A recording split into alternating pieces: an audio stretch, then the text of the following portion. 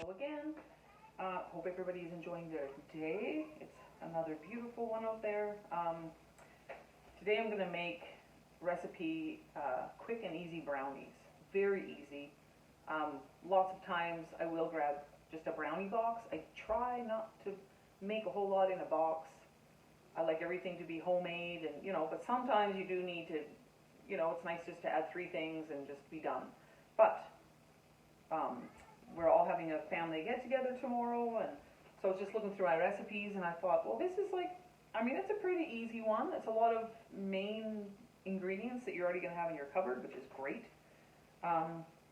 So I will write the recipe down below, and it's literally, it's so easy because, I'm going to grab they want you to melt your butter, or your margarine, whatever you prefer. And then you literally add everything in all at once. There's no other, start and stop. It's kind of lovely, actually. So that was 1 cup of margarine. And then they ask for 2 cups of white sugar. I am not a huge brownie fan. I mean, the odd time I will, take one of those little mini brownies or something. But yeah, I don't mind some sweets, but not a huge, like brownie or chocolate fan. Okay, so we have our 2 cups. I'm going to just put that up there. We have our 2 cups of white sugar in there, the 1 cup of butter, and then we need half a cup of cocoa powder. I did that ahead of time because I knew I would make a mess, and I did. So there's our half a cup of cocoa, 1 teaspoon vanilla extract. Again, can't say enough about these measuring spoons. I've showed them previously, but they have a wet side and a dry side, so you don't have to worry about running to the sink and these are amazing. I wish I would have had them 25 years ago, but I would recommend everybody to purchase these. Amazon, super cheap, very, very cheap. So it's 1 teaspoon vanilla. Then we're going to do 4 eggs. I've already pre-cracked all of them. I used large eggs. And then we have half a teaspoon of baking powder. I got my half a teaspoon here, baking powder. And then they want half a teaspoon of salt. Done. And then they want 1.5 cups of flour.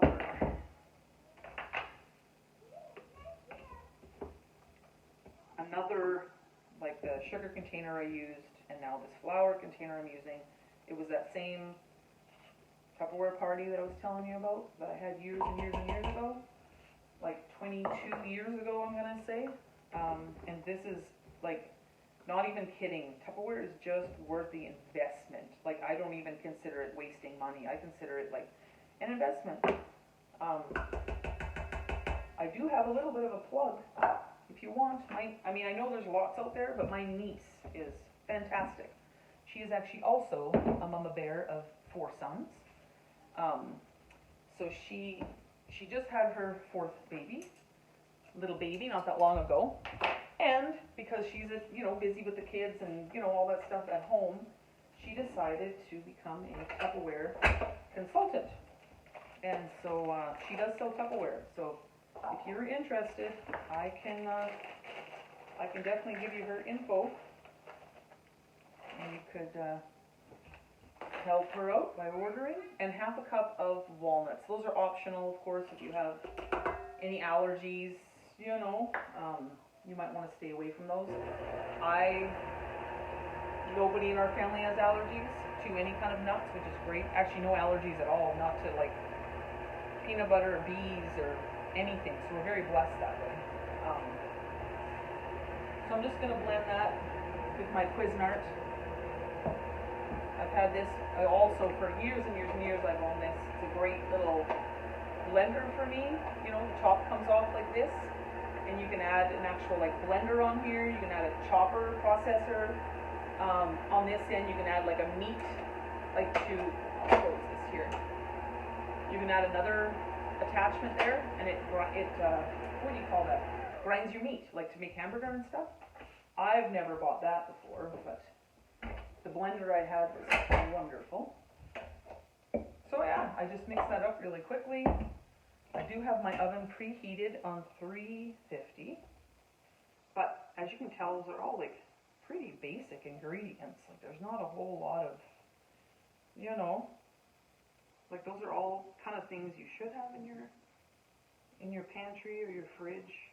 Pretty basic, you know. So yeah, sometimes if you're like, and you know what, it is a great, I do not keep recipes around if we don't care for them. Like if I make them for my family, and I mean there's definitely some things that, you know, my husband prefers and the other kids don't really care for, you know, and then vice versa, or some of the boys like them and some of them don't. But when it comes to like a consensus where we're all kind of like, yeah, that wasn't very good, I don't keep the recipe. So because I had this recipe sitting in all my, you know, recipes here, I realized that this must be one that I haven't made it, I gotta be honest, in a long, long time. But I know my husband will be happy, and whoever else likes the brownies. So I do have a 9 by 13 pan. I have these clay pans.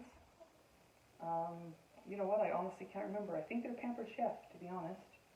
That was, again, another investment, and they have lasted for years. And after you've used them for a while and like season them, put in really like fatty things, whether it's your tray or a pan like this, and then after that, you honestly don't even need cooking spray in them anymore. They almost have this like base on them. The darker they are, the better they are. So I don't know. I love these clayware. I mean, they are initially they're pretty costly, I will say, for these, but they last for years. They've got good warranty. You know, it's another good investment. But I'm going to put these in the oven. It's kind of a bit of a ratio because it says 20 to 30 minutes. With my clay pan, it's always usually a little on the end of a little more, so it's probably going to be closer to 30, but I am going to check it at 20, just to be sure. If it was a recipe I made often, then I would kind of know by the minute, but, you know, because I haven't made this for a while, I'm going to go ahead and do 30 minutes, 20 and check it, but it'll probably end up being closer to 30, but as soon as it's done and out of the oven, I will show you the finished product. This is what they look like for now. It's a pretty thick batter. Oh, and it's slippery too. And you know what I did think too?